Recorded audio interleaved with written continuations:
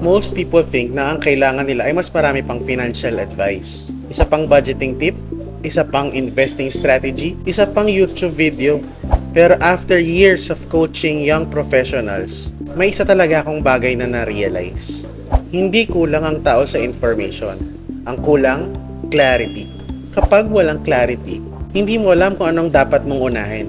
Hindi mo alam kung tama ba ang ginagawa mo. At hindi mo alam kung anong decisions ang makakatulong sa'yo para makarating sa future na gusto mo.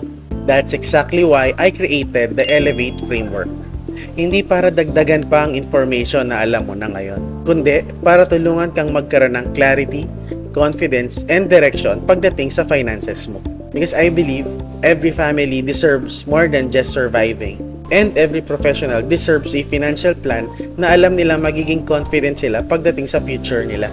Every dream deserves a strategy.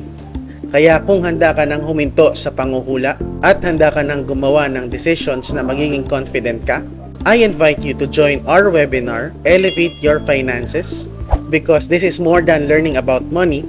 It's about elevating the way you think, elevating the way you make financial decisions, and ultimately elevating the future you're building for yourself and for your family. It's time to elevate. Secure your seat now.